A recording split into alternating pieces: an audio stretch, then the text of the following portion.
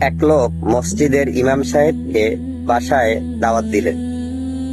তো ইমাম সাহেব দাওয়াত খেয়ে যখন চলে গেলেন, সেই লোকটার ছেলে বলতেছে, বাবা, ড্রয়িং রুমে অনেকগুলো টাকা ছিল, টাকাগুলো পাচ্ছি না।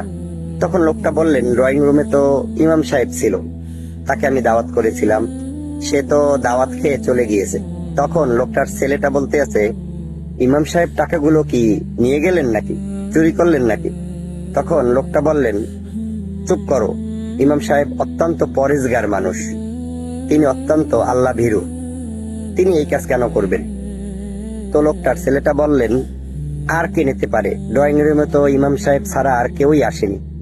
তখন লোকটা বললেন যে আমি ইমাম সাহেবকে এই টাকার ব্যাপারে কোনো প্রশ্ন করতে পারবো না, জিজ্ঞাসা করতে পারবো না। তো 1 বছর পরে ইমাম সাহেবকে আবার ওই বাসায় লোকটা দাওয়াত দিলেন। তো লোকটার ছেলে ইমাম সাহেবের কাছে গিয়ে বলতে লাগলেন, হুজুর, বেয়াদবি মাফ করবেন, গত বছর আপনি যখন আমার বাসায় এসেছিলেন তখন ড্রয়িং রুমে অনেকগুলো টাকা ছিল, আপনি চলে যাওয়ার পরে টাকাগুলো আমি পাচ্ছি না।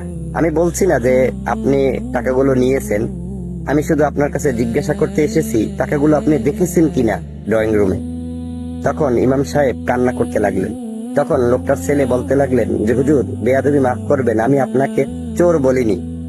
তখন লোকটা বললেন, তুমি আমাকে ইনিয়ে বিনিয়ে বা ইনডাইরেক্টলি তুমি আমাকে চোর বলার চেষ্টা করছো, এই জন্য আমি কান্না করছি না।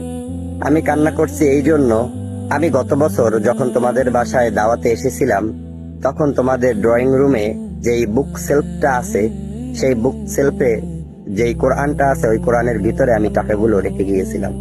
আমি অবাক হয়েছি, আমি আশ্চর্য হয়েছি যে 1 বছর অতিবাহিত হয়ে গেল, তোমরা 1 বছরে কেউই কোরআনটা খুলেও দেখোনি।